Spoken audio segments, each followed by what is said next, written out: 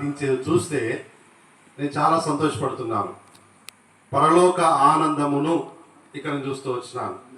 కనుక దేవుడి యొక్క ఏర్పాటు కూడా అదే. మనం ఈ లోకంలో సంతోషంగా ఉండాలని దేవుడు కోరుతున్నాడు. ఈ లోకంలో మనము ఈ విధమైన సహవాసములో దేవుని ఆరాధించాలని దేవుడు కోరుతున్నాడు. ఎవరైనప్పటికీ ఒక ఉద్దేశంతో ఇక్కడికి దేవుడు మనందరినీ కూడా నడిపిస్తూ వచ్చినాడు. మనమందరం ఎంతో సంతోషదాయకంగా ఇంత సమయం కూడా దేవుని ఆరాధిస్తూ వచ్చినాం. ఎవరు కూడా మాట్లాడింది కానీ లేచి అటు ఇటు వెళ్ళింది కానీ చూడలేదు. ఎంతో చక్కగా దైవ క్రమం కలిగి ఉన్నారు. మీకు అందరూ ప్రత్యేక వందనాలు. ఇప్పుడు పరిశుద్ధ గ్రంథంలో నుండి కొన్ని మాటలు, పరిశుద్ధ గ్రంథంలో నుండి దైవ వాక్కును కొన్ని విషయాలు మనం చూసుకుందామండి.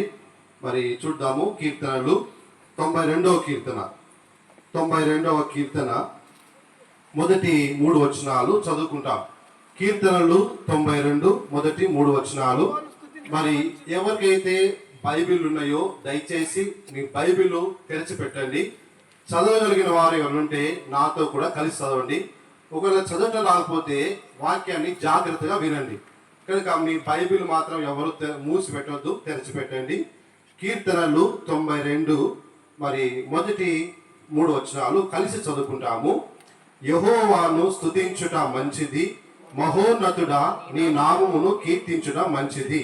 ఉదయమున నీ కృపను, ప్రతి రాత్రి నీ విశ్వాస్యతను 10 తంతుల స్వరమండలతోను గంభీర ధ్వని గల సితారతోను ప్రచురించుట మంచిది. ఇక్కడ చదవబడిన మాటలో ఏం రాయబడింది అంటే యెహోవాను స్తుతించుట మంచిది, మహోన్నతుడా నీ నామమును కీర్తించుట మంచిది. ఉదయమున నీ కృపను, ప్రతి రాత్రి నీ విశ్వాస్యతను 10 తంతుల స్వరమండలముతోను గంభీర ధ్వని గల సితారతోను ప్రచురించుట మంచిది. ఈ 3 వచనాల్లో 3 సార్లు రిపీట్ అయిన మాట ఏంటంటే మంచిది, మంచిది, మంచిది అని మాట వచ్చింది. కనుక ఈ లోకములో ఏది మంచిది? మంచిది అనేది లోకములో ఎన్నో రకాలుగా ఉన్నాయి. కానీ వాటన్నిటికంటే మించిన మంచిది పరిశుద్ధ గ్రంథంలో తెలియజేయబడతా వచ్చింది. ఏంటయ్యా మంచిది అంటే యెహోవాను స్తుతించుట మంచిది. అదేమందండి, దేవుణ్ణి స్తుతించడం మంచిది. అసలు దేవుడు మానవుని పుట్టించాల్సిన అవసరం ఏమొచ్చింది? మానవుడు భూమి మీదకి ఎందుకు పుట్టినాడు? కనుక దేని కొరకు దేవుడు మానవుని చేసినాడు అంటే దేవుని వాక్యంలో ఏం రాయబడిందంటే యెషయా గ్రంథము 43వ అధ్యాయము, యెషయా గ్రంథము 43వ అధ్యాయము 7వ వచనంలో రాయబడతా ఉంది. దేవుడు మనుషుని ఎందుకు పుట్టించినాడు లోకంలో అంటే నా మహిమ నిమిత్తము నేను సృజించిన వారిని, నా నామం పెట్టబడిన వారందరినీ తెప్పించుము. నేనే వారిని కలుగజేసితిని, వారిని పుట్టించిన వారను నేనే. దేవుడు మనలను పుట్టించినాడు. ఎందుకు దేవుడు మనల్ని పుట్టించినాడు?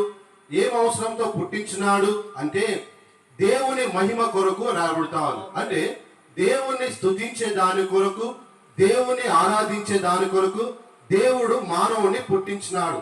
అయితే మానవుని పుట్టించాల్సిన అవసరం ఏంది అంటే దీనికంటే ముందు, మానవుడు పుట్టక ముందు జరిగిన విషయం ఏంటంటే పరలోకములో సైన్య సమూహం ఉంది. దేవుని ఆరాధించే సైన్య సమూహములో దూతలున్నారు, ప్రధాన దూతలున్నారు. ప్రధాన దూతల్లో 3 ఉన్నారు. ఈ 3 దూతల్లో మొట్టమొదటిగా ఎవరంటే గాబ్రియేలు ప్రధాన దూతగా ఉన్నారు, మిఖాయేలు ప్రధాన దూతగా ఉన్నారు, తర్వాత లూసిఫర్ కూడా ప్రధాన దూత. ఈ గాబ్రియేలు ప్రధాన దూతగా ఉన్నది. అయితే ఈ యొక్క దూతల యొక్క పని ఏంటంటే, వారి పరిచయం ఏంటంటే గాబ్రియేలు ఏం చేస్తాడు? వర్తమానాన్ని అందించేవాడుగా ఉన్నాడు. తర్వాత మిఖాయేలు యుద్ధాలు చేసేవాడుగా ఉన్నాడు. తర్వాత లూసిఫర్ ఒక పని ఏంటంటే మంచి వాయిద్యముతో, చక్కని స్వరముతో దేవుణ్ణి ఆరాధించేవాడు, దేవుణ్ణి స్తుతించేవాడు. కనుక దేవుని స్తుతించే విషయంలో లూసిఫరు ఎంతో ప్రావీణ్యత కలిగిన ప్రధాన దూతగా ఉంది. అయితే ఒకరోజు ఏమందంటే ఈ దూత ఏమనుకుందట, తన హృదయంలో చెడు ఆలోచన వచ్చిందట. చూడండి, ఒక మాట రాయబడుతా ఉంది యెషయా గ్రంథములోనే ఈ యొక్క ప్రధాన దూత గురించి రాబడుతా ఉంది. లూసిఫర్ గురించి 14వ అధ్యాయము, యెషయా గ్రంథము 14వ అధ్యాయము మరి 12వ వచనం చూసినట్లయితే, తేజో నక్షత్రమా, వేకో చుక్క, నీవెట్లు ఆకాశం నుండి పడితివి, జనములను పడగొట్టిన నీవు నేల మట్టుకు ఎట్లు నరకబడితివి. నేను ఆకాశములకు ఎక్కుపోయేదును, దేవుని నక్షత్రములకు పైగా నా సింహాసనం హెచ్చింతును, ఉత్తర దిక్కుననున్న సభాపర్వతం మీద కూర్చుందును, మేఘమండలం మీదకి ఎక్కుదును, మహోన్నతులతో నన్ను సమానునిగా చేసుకొందును అని నీవు మనసులో అనుకొంటివి కదా. నీవు పాతాళములకు నరకములో ఒక మూలకు త్రోయబడితివే. చూడండి, దేవుని ఆరాధించాల్సిన దూత మరి నరకములోకి త్రోసివేయబడుతా వచ్చింది. ఎందుకు నరకానికి త్రోసివేయబడింది? ఇది మనుషుల కొరకు చేయబడింది కాదు నరకము. కనుక దూతకు అంటే అపవాదికిని వారి అనుచరులకును ఈ యొక్క నరకాన్ని దేవుడు సిద్ధపరిచినాడు. అయితే మరి ఈ దూత నరకంలోకి ఎందుకు త్రోసివేయబడింది అంటే, కనుక దేవునితో మహోన్నతులతో సమానునిగా తను తాను హెచ్చించుకుంటా వచ్చింది. అయితే ఈ దూతను ఆ పరలోకం నుండి త్రోసివేసేటప్పుడట, అమ్మ ఈ మాట జాగ్రత్తగా వినండి. కనుక ఏం జరిగిందంటే, ఆ దూత గర్వంగా మాట్లాడిందట. ఏమని మాట్లాడింది తెలుసా? దేవుడితో, నీవు గనక నన్ను పాతాళములకు త్రోసివేస్తే నేను ఆరాధించే వారు ఎవరు కూడా ఉండరు. నాకులాగా నేను ఎవరు ఆరాధిస్తారు, ఎవరు పాటలు పాడతారు, ఎవరు వాయిద్యాలు వాయిస్తారు? కనుక మరి నేను లేకపోతే కనుక నీకు ఆరాధనే ఉండదు అని చెప్పేసి ఈ యొక్క లూసిఫరు గర్వంగా మాట్లాడిందట. ఈ గర్వం మాటలు బట్టి దేవుడు తెలుసా, కనుక నేను నీకంటే ఘనముగా, నీకంటే గొప్పగా, నీకంటే చక్కగా వాయిద్యం వాయించేవారని నేను మట్టి నుండి పుట్టిస్తానని చెప్పేసి దేవుడు నేల మట్టి తీసుకొని ఏం చేసి తెలుసా అండి, నరుని చేస్తూ వచ్చినాడు. అవును కదా? మానవుడు ఎలా పుట్టినాడు? కనుక మట్టి నుండే దేవుడు చేస్తూ వచ్చినాడు. చూడండి, ఆది కాండం రాబడుతా ఉంది. దేవుడు నేల మట్టిని తీసుకొని తన స్వరూపంలో తన పోలికలో కనుక దేవుడు మనుషుణ్ణి చేస్తూ వచ్చినాడు. చేసి నాసికారంధ్రములో జీవవాయుని ఊతూ వచ్చినాడు. అవును కదా? కనుక ఈరోజు మనమందరం కూడా ఇంత చక్కగా స్వరములతో దేవుని ఆరాధిస్తూ పాటలు పాడుతూ వాయిద్యాలు వాయిస్తుంటే దేవుడికి ఏం కలుగుతుంది? మహిమ కలుగుతుంది.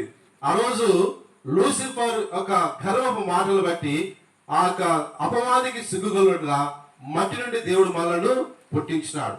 కనుక మనం ఈ లోకంలో ఏం చేస్తే మంచిది అంటే దేవుని స్తుతించడం మంచిది.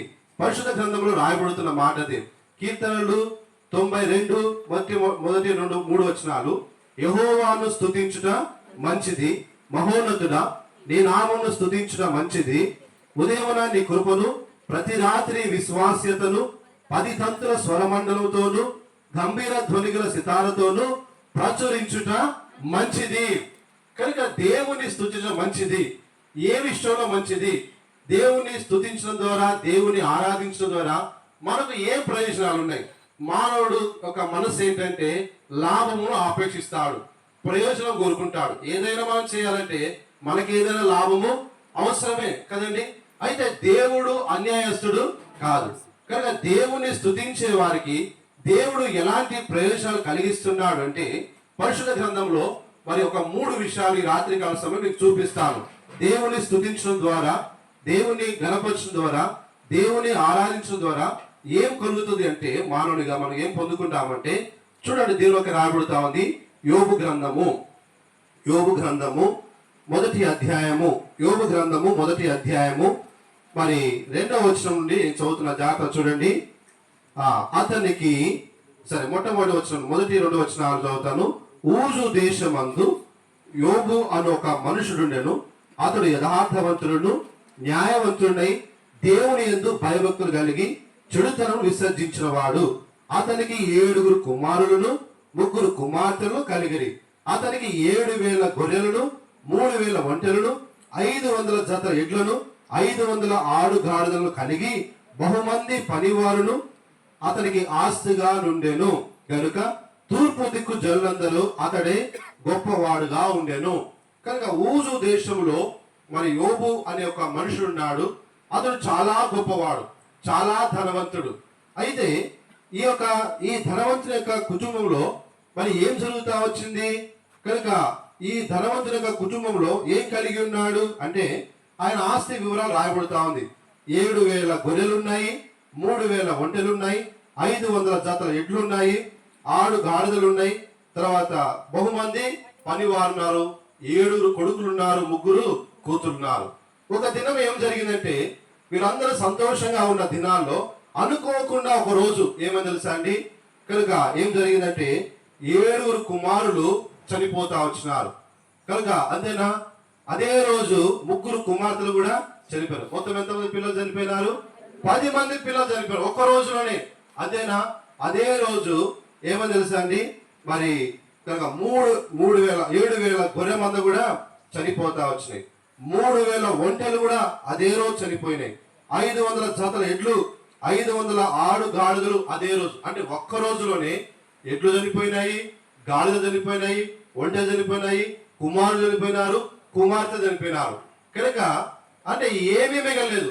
అంతేనా, పనివారు సైతం కూడా చనిపోయినారు. ఇప్పుడు చెప్పండి, కనుక ఒక్క రోజులోనే ఒక కుటుంబంలో ఇన్ని మరణాలు సంభవిస్తే ఆ కుటుంబంలో ఉన్న దుఃఖము ఎలా ఉండదు చెప్పండి, ఆ మనిషి యొక్క వేదన బాధ ఎలా ఉండదు. కనుక ఆ పరిస్థితిని ఊహించుకుంటే ఎంతో భయంకరం. అయితే యోబు ఏం చేసినాడు అలాంటి పరిస్థితులు అంటే చూడండి, యోబు గ్రంథము 1వ అధ్యాయము చూసినట్లయితే మరి 21వ వచనము, నేను నా తల్లి గర్భములో ఉండి దిగంబరినే వచ్చి తిని దిగంబరిని అక్కడికి తిరిగి వెళ్ళేదును, యెహోవా ఇచ్చెను, యెహోవా తీసుకుని పోయెను, యెహోవా నామమునకు స్తుతి కలుగును గాక. చూడండి, చనిపోయిన వాటిని బట్టి, కోల్పోయిన వాటిని బట్టి, లేని వాటిని బట్టి దేవుణ్ణి స్తుతించి ఆరాధిస్తున్నాడు. కనుక యెహోవాను స్తుతించుట మంచిది. కనుక ఈనాడు మన జీవితంలో, మన కుటుంబాలలో ఒక్క మరణం సంభవిస్తే ఎన్ని ప్రశ్నలో కదండి. కనుక దేవుడు అనేవాడు ఉంటే మా ఇంట్లో మరణం ఎందుకు వస్తుందండి అంటారు కదండి. జీవితంలో కనుక ఎంత గొప్ప నష్టం జరిగిందమ్మా ప్రశ్నించినాడా? కనుక యోబు ఏమన్నాడు అండి, దేవుడు అన్యాయస్తుడు కాదు, ఆయన ఏ దుష్కార్యమును చెయ్యడు, యెహోవా ఇచ్చెను, యెహోవా తీసుకొని పోయాను. కనుక ఈ లోకానికి ఎలా వచ్చానంటే, నేను నా తల్లి గర్భంలో దిగంబరుడిగా వచ్చినాను, మళ్ళా దిగంబరిగానే అక్కడికి వెళ్తాను. కనుక ఈ లోకంలోకి నేను వచ్చిన తర్వాత దేవుడు నాకు ఇచ్చిన ఆశీర్వాదాలు ఆయన తీసుకున్నాడు, ఆయనకే మహిమగలును గాక అని దేవుని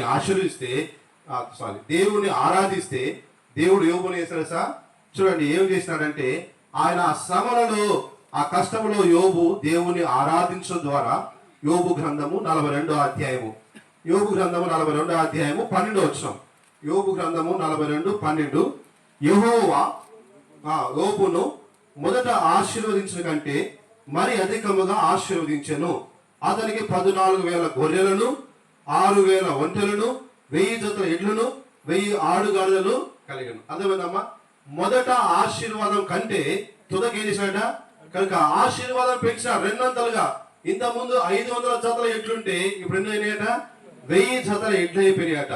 ఇంత ముందు అతనికి 7,000 గొర్రెల మంది ఉంటే ఇప్పుడు 14,000 అయిపోయినాయట. ఇంతకుముందు 3,000 ఒంటెలు, ఇప్పుడు 6,000 ఒంటెలు. కనుక దేవుడు యోబును రెండంతలుగా ఆశీర్వించినాడు.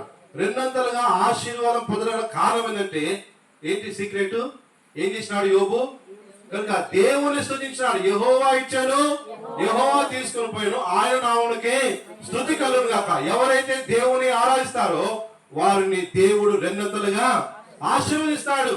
ఈ రాత్రి కాల సమయంలో కనుక శాపగ్రస్తమైన జీవితంలో, కుటుంబంలో నువ్వు ఉంటే ఈరోజు దేవుని ఆరాధించడం నేర్చుకో, దేవుడు నిన్ను ఆశీర్వదింప మొదలు పెడతాడు. ఎవరైతే ఆశీర్వాదం లేక దుఃఖంలో ఉన్నారు, కనుక ఉదయం లేచి రాత్రి దాకా కష్టపడుతున్నావు, సంపాదించుకుంటున్నావు, కానీ చూస్తే ఎలా తెలుసా, చిల్లుబడ్డ సంచిలో వేసినట్లుగానే నీ సంపాదన ఉంది కదండి.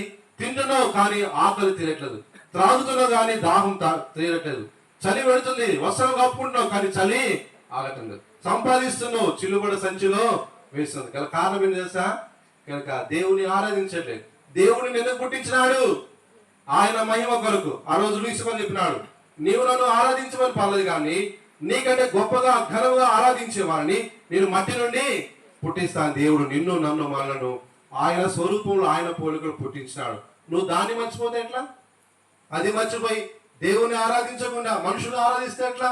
నా మహిమను నేను ఎవరికి ఇచ్చేవాడను కానంటున్నాడు. కనుక నువ్వు దేవుని ఆరాధించేవాడుగా ఉంటే దేవుడు నిన్ను రెండొంతలుగా ఆశీర్వదించేవాడుగా ఉంటావు.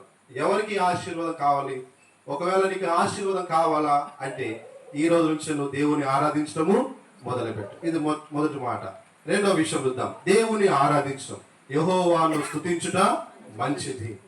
మహోన్నతుడా నీ నామమును స్తుతించుట, కీర్తించుట మంచిది. కనుక రెండో విషయం ఏంటంటే దేవుని కీర్తించడం ద్వారా, దేవుని ఆరాధించడం ద్వారా, స్తుతించడం ద్వారా ఏం కలుగుతుందంటే 2వ దినవృత్తాంతము గ్రంథము 20వ అధ్యాయం చూడండి. 2వ దినవృత్తాంతము గ్రంథము 20వ అధ్యాయం బైబిల్లో తెలిసి పెట్టండి అమ్మా, జాగ్రత్తగా వేయండి. కొద్ది నిమిషాల్లో నేను ముగించేస్తాను. ఇంకా 2వ దినవృత్తాంత గ్రంథము 20వ అధ్యాయము ఇక్కడ చూసినట్లయితే మరి మొదటి 2 వచనాలు చదువుతాను. ఇక్కడ 20వ అధ్యాయము మొదటి 2 వచనాలు 374 పేజీ నంబర్. ఇది అయిన తరువాత మోయాబీలను, అమోనీలను, మేయోనీలలో కొందరును దండెత్తి యెహోషాపాతు మీదకి వచ్చిరి.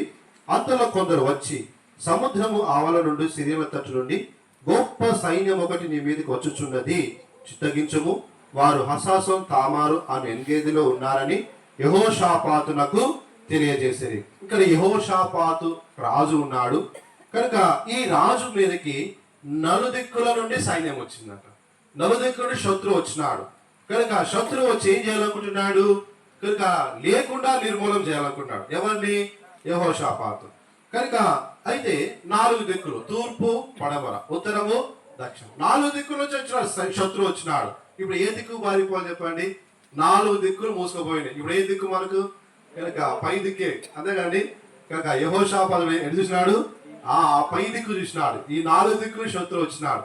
అయితే యెహోషాపాతు చేసిన కార్యం ఏంటంటే చూడండి 19వ వచనంలో, 20వ అధ్యాయం 19వ వచనంలో, కాహాతీయుల సంతతి వారు, కోరాహీయుల సంతతి వారగు లేవీలు నిలబడి గొప్ప శబ్దముతో ఇశ్రాయేలు దేవుడిని యెహోవాను స్తుతించిరి. ఇప్పుడు మీరు ఎలా అయితే దేవుని పాటలతో కీర్తిస్తూ వచ్చినారో, గొప్ప శబ్దంతో దేవుని ఆరాధిస్తూ వచ్చినారు, ఆ రోజు కూడా వారు చేసినట స్తుతిస్తూ వచ్చినారట. ఇట్లా కూర్చొని కాదు. ఎక్కడ 4 దిక్కుల శత్రువు వస్తే ఆ శత్రువు 4 దిక్కుల చుట్టినప్పటికీ, ప్రాణ భయంలో ఉన్నప్పటికీ, మరణ వేదన చుట్టుకున్నప్పటికీ వారు ఏం చేసినారు? దేవుణ్ణి గొప్ప శబ్దముతో స్తుతిస్తూ వచ్చినారు. అయితే ఏం జరిగిందట? వారు ఆ విధంగా స్తుతిస్తూ వచ్చినారు. 21వ వచనము, మరియు అతడు జనులకు హెచ్చరిక చేసిన తర్వాత యెహోవాను స్తుతించుటకు గాయకులను ఏర్పరచి వారు పరిశుద్ధ అలంకారం ధరించి సైన్యం ముందు నడుచుచు యెహోవా కృప నిరంతరమును ఆయన స్తుతించుడి అని స్తోత్రము చేయుటకు వారిని నియమించును. వారు పాడుటకును స్తుతించుటకును మొదలు పెట్టగా యెహోవా యూదా వారి మీదకి వచ్చిన అమోనీయుల మీదను, మోయాబీల మీదను, షేరు మన్యవాసుల మీదను మాటుగాను పెట్టను కనుక వారు హతులైరి. యుద్ధం చేసినారా యెహోషాపాతు? యుద్ధం చేయలే. కనుక వారు దేవుని స్తుతిస్తూ వచ్చినారు, పాటలు పాడుతూ వచ్చినారు. ఏమైపోయింది? కనుక ఎవరైతే సైన్యం వచ్చినారో వారందరూ కూడా రాత్రి హతమైపోతూ వచ్చినారు. గొప్ప జయం కలుగుతా వచ్చింది. అంటే దేవుణ్ణి ఆరాధించే వారికి, దేవుని స్తుతించే వారికి దేవుడు గొప్ప జయం ఇస్తాడు. అదేమైందా? నీకున్న రోగములలో, నీకున్న అప్పుల్లో, నీకున్న ఓటములలో, కనుక ప్రతి విషయంలో కూడా ఏది నీకు శత్రువుగా ఉందో ఆ శత్రువుగా ఉన్న ప్రతి దానిపైన దేవుడు నీకు జయమివ్వబోతున్నాడు. కనుక ఈ రాత్రి కాలశంలో ఆ అనుభవంలో నిన్ను చాలా దేవుడు కోరుతున్నాడు. ద్వితీయోపదేశ కాండము 28వ అధ్యాయము, ద్వితీయోపదేశ కాండము 28వ అధ్యాయము, ద్వితీయోపదేశ కాండం 28వ అధ్యాయము 7వ వచనం, నీ మీద పడు నీ శత్రువులను యెహోవా నీ ఎదుట హతమగునట్లు చేయును. వారొక త్రోవ నీ మీదకి బయలుదేరి వచ్చి 7 త్రోవలు ఎదుటుండి పారిపోవుదురు. అదేమందా? శత్రువు ఒక త్రోవలు వస్తాడట, నీ మీదకి ఒక త్రోవలు వస్తాడు. అయితే దేవుడు నీ పక్షంగా ఉన్నాడు కనుక, నీ పక్షంగా దేవుడు యుద్ధం చేస్తాడు కనుక ఇప్పుడు శత్రువు పారిపోవాలంటే 7 మార్గాలు వెతుకురా. కొండల్లో పడి, గుట్టల్లో పడి, లోయల్లో పడి, కంపల్లో పడి వాడు ప్రాణం దక్కించుకొని ఏం చేశాడ? వాడు 7 త్రోవల్లో నీ ఎదురు నుంచి పారిపోతాడు. కనుక దేవుడు సర్వ రోగముల నీ ఎదురు నుంచి నేను, బీపీ ఉందా, షుగర్ ఉందా, థైరాయిడ్ ఉందా, మోకాళ్ళ నొప్పులా, ఏ నొప్పులు, కనుక ఏ వ్యాధి, చెప్పుకునే బాధలు, చెప్పుకోలేని బాధలు ఈనాడు శత్రువుగా మానవుని కృంగదీస్తున్నాయి. కనుక ఈ యొక్క రోగాల చేత ఎంతో మంది మరణ పడకలోకి వెళ్ళిపోతున్నారు కదండి. ఎలా చనిపోయినారయ్యా? ఎలా చనిపోయారంటే ఏమంటున్నారు? అయ్యా ఆరోగ్యం వాళ్ళక కొంతకాలము ఆ మంచంలో ఉండి ఈ రీతిగా ప్రాణాన్ని కనుక కోల్పోతూ వచ్చినాడు, నష్టపోయినాడు. కనుక చూడండి, దేవునికి రాబడి సర్వ రోగములు నీ ఎదురున్నాయన నీకు జయమిచ్చేవాడు యేసు ప్రభు. అదేమందండి, నిన్ను నన్ను ప్రేమించి మన గాయములను కనుక మాన్పుడుగా యేసు ప్రభు ఏం చేసినాడు? యెషయా గ్రంథము 53వ అధ్యాయము, యెషయా గ్రంథము 53వ అధ్యాయము చూడండి. కనుక మానవుడు పాపము చేత మరి ఎలాంటి అనుభవం ఉంటే అది కాలు మొదలుకొని నడినెత్తి వరకు కూడా కొంచెమైన స్వస్థత లేని వాడుగా ఉన్నాడు. అలాంటి మానవుడిని దేవుడు ప్రేమించినాడు. ప్రేమించి ఏం చేస్తున్నాడంటే చూడండి 5వ వచనము, యెషయా గ్రంథము 53:5 వచనంలో, మన అతిక్రమ క్రియను బట్టి అతడు గాయపరచబడను, మన దోషం బట్టి నలుగొట్టబడను, మన సమానార్థమైన శిక్ష అతని మీద పడును, అతడు పొందిన దెబ్బల చేత మనకు స్వస్థత కలుగుచున్నది. కనుక దేవుడు నీకు స్వస్థత ఇవ్వబోతున్నా. నీ రోగాల పైన దేవుడు నీకు విజయం ఇస్తాడు. నువ్వు దేవుని ఆరాధించడం మొదలు పెడితే కనుక దేవుడు నీకు రోగాల పైన, శత్రువు పైన, కనుక ఇంకా నీకు ఏదైతే సమస్య ఉందో వాటన్నిటిలో దేవుడు ఏం చేస్తాడు? నీకు గొప్ప విజయం ఇస్తాడు. యెహోషాపాతుకు విజయం ఇచ్చినట్టుగా, జయం ఇచ్చినట్టుగా ఈ రాత్రి కాల సమయంలో నిన్ను కూడా జయ పదముతో నిన్ను ముందుకు నడిపించే దేవుడుగా ఉన్నాడు. ఎలా అంటే యేసు క్రీస్తు ప్రభు కూడా ఆయన జయశాలిగా ఉన్నాడు. ఈ లోకంలో ప్రతి వాడు కూడా మరణించినాడు. మరణించి సమాధి చేయబడి సమాధిలో కూలిపోయినారు, కానీ సమాధులు లేచిన వారు ఈనాటి వరకు ఎవరు కూడా లేరు. ఎంతో మంది కనుక గొప్పవారుగా పిలువబడ్డారు, పూజించబడ్డారు, కానీ అందరూ కూడా సమాధిలోనే కూలిపోయినారు. కానీ యేసు క్రీస్తు ప్రభు లోక మానవాళి కొరకై ప్రాణం పెట్టినాడు కనుక ఆయన సమాధి చేయబడ్డాడు. సమాధిలో నుండి 3వ దినాలు తిరిగి లేచినాడు. ఇందాక పిల్లలు పాట పాడినారు, గీతం గీతం అని జయ జయ గీతం పాడుతూ వచ్చినారు. కనుక ఆయన సమాధి లేడు. సమాధి ఆయన్ని బంధించుట అసాధ్యము. కనుక దేవుడు మరణములు విడిచేసి, ఓ మరణమా నీ విజయం ఎక్కడ, ఓ మరణమా నీ ముళ్ళెక్కడ అంటున్నాడు. ఆయన జయశాలిగా జయించిన వాడుగా ఉండి ఆ జయము ఈ రోజు నీకు నాకు ఇవ్వబోతున్నాడు. అపవాది చేత ఓడిపోతున్నావా? ఈ రాత్రి కాల సమయంలో దేవుడు నిన్ను కనుక జయ పదవులో ముందుకు సాగించగలుగుతున్నాడు. ఒక ఉదాహరణ చెప్తే మీకు అర్థం కావడం కొరకు, ఒక గృహం ఉంది, ఒక ఇల్లు ఉంది, ఆ ఇంట్లో ఒక కుటుంబం ఉంది. ఆ కుటుంబము ఎలాంటి కుటుంబం అంటే కనుక చాలా సంతోషదాయకంగా జీవిస్తున్నారు. అయితే ఏం జరిగిందంటే కనుక యేసు ప్రభు ఆ ఇంటికి వచ్చినప్పుడు వారు ఏమన్నా తెలుసా అండి, అయ్యా మా ఇంట్లో చాలా మంది, ఎక్కువ మంది ఉన్నాం మేము, కనుక ఇక్కడ నీకు స్థలం లేదు, ఒక స్టోర్ రూమ్ ఉంది, మా ఇంట్లో ఒక స్టోర్ రూమ్ ఉంది, ఆ స్టోర్ రూమ్ లో నువ్వు ఉండవని చెప్పినారు. కనుక యేసు ప్రభు ఏ రూమ్ ఇచ్చారండి? స్టోర్ రూమ్ లో స్థలం ఇచ్చినారు. అక్కడ ఉన్నాడు యేసు ప్రభు. సరే అయిపోయిందా? అయిపోయిన తర్వాత ఏం జరిగిందంటే ప్రతిరోజు రాత్రి 12 అయ్యేసరికి తలుపు తడుతున్నారు. తలుపు తడేసరికి కనుక ఆ ఇంటి యజమాని తలుపు ఇస్తాడు. తీసిన తర్వాత గొప్ప పోరాటం జరుగుతుంది, బాగా పెనుయుద్ధం జరుగుతుంది.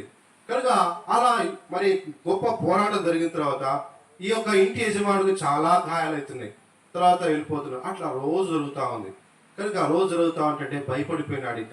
ఇక ఇలా నేను రోజు పోరాడి పోరాడి పోరాడి చనిపోతానేమో. అర్ధరాత్రి 12 గంటలకు వచ్చి ఎవరమ్మా, ఎవరు వస్తారు? కనుక అపవాది వస్తాడు. ఎందుకంటే అక్కడ ఎవరు లేరు ఇంట్లో, యేసుప్రభు లేడు ఇంట్లో. కనుక అపవాది వస్తున్నాడు, పోరాడుతున్నాడు, ఓడిస్తున్నాడు, వెళ్ళిపోతున్నాడు. ప్రతిరోజు అపవాది వస్తున్నాడు, ఓడిస్తున్నాడు, వెళ్ళిపోతున్నాడు. ఒక దినం ఏం జరిగిందంటే భయపడిపోయినాడు. వామ్మో, నేను ఈ అపవాదితో జయించలేను, నేను పోరాడలేను, పోరాడి విజయం పొందలేను. కనుక అని పరిగెత్తుకుంటూ ఎక్కడికి వచ్చినాడు తెలుసా అండి? యేసు ప్రభు దగ్గరికి వచ్చి, అయ్యా దయచేసి నన్ను క్షమించి నా ఇంటిలోనికి రా, కనుక నా ఇంట్లో నీకు ప్రథమ స్థానం ఇస్తాను రండి కానీ చెప్పేసి యేసు ప్రభు ఏం తెలుసా అండి? ఇంటికి ఆహ్వానించినాడు. ఎప్పుడైతే యేసు ప్రభు ఇంటికి ఆహ్వానించాడో కనుక రోజు వచ్చిపోతే పోయి అలవాటు కదా ఎవరికి?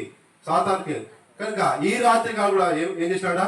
వచ్చి 12 గంటలకు తలుపు తట్టినాడు. ఎప్పుడైతే తలుపు తట్టినాడో ఇప్పుడు ఎవరు తీసారు తలుపు? యేసు ప్రభు తలుపు తీసరికి ఏమైపోయినాడు? సాతాను అంతే పరారు. చూసారండి?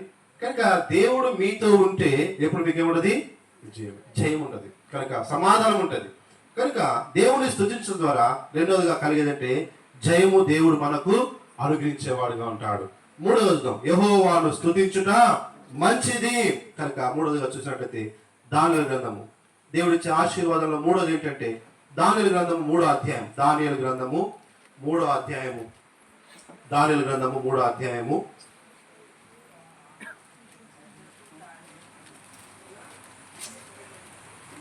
దానియేలు గ్రంథం 3వ అధ్యాయం 15వ వచనం చదువుతా చూడండి. దానియేలు గ్రంథము 3వ అధ్యాయము 15వ వచనం చదువుతాను.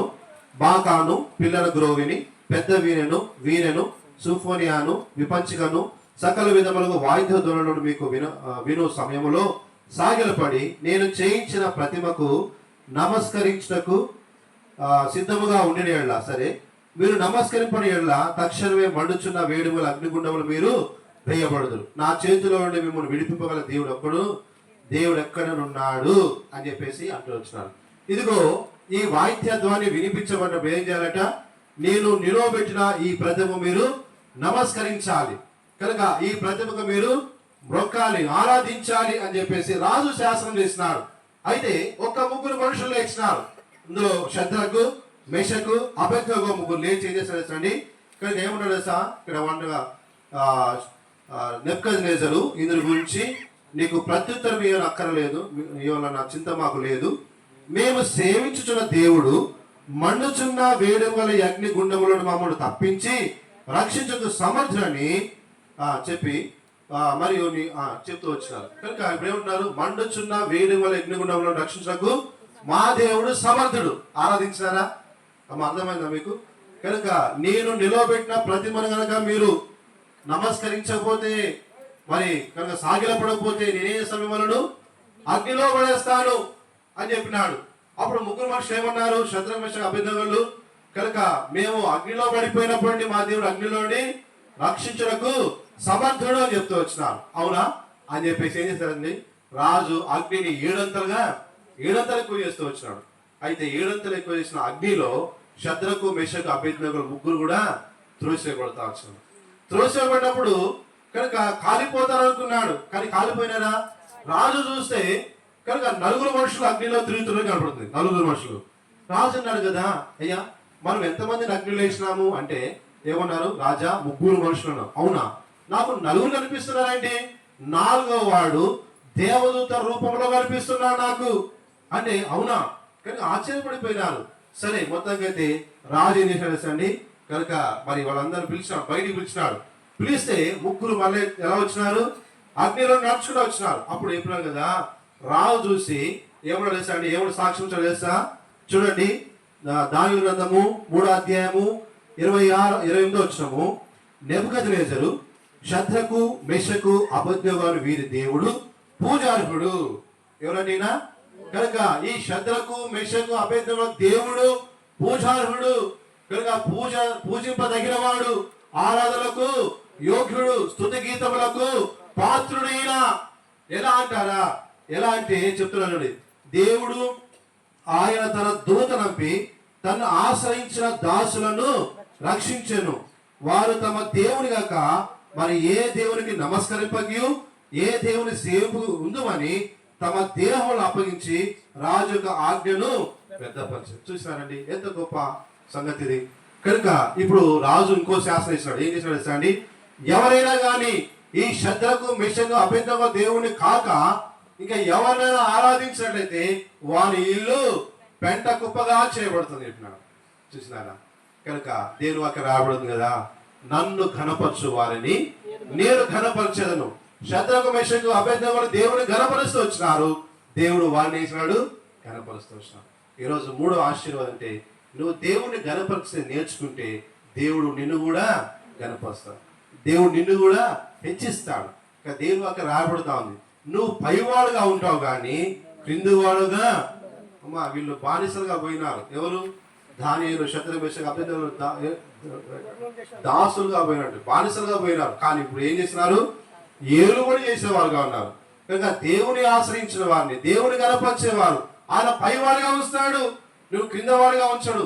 దేవుడు నిన్ను తలగా నియమిస్తాడు కానీ తోకగా నియమించడు. చూసినారా? కనుక ఎన్ని గొప్ప ఆశీర్వాదాలు ఉన్నాయి దేవుని ఆరాధించడంలో, దేవుని స్తుతించడంలో ఎన్ని గొప్ప ఆశీర్వాదాలు ఉన్నాయి. కనుక దేవుని యొక్క ఏర్పాటును మరిచిపోవడం ద్వారానే ఈనాడు మానవుడు దుఃఖంలో ఉన్నాడు. అందరూ బాగున్నారా అంటే బాగున్నారంటారు, పైకి నవ్వుతున్నారు కానీ హృదయంలో ఏముందంట? ప్రతి వారి హృదయంలో దుఃఖం ఉంది, పైకి నవ్వుచున్నారు కానీ హృదయంలో దుఃఖం ఉందని దేవుని వాక్యం రాయబడుతా ఉంది.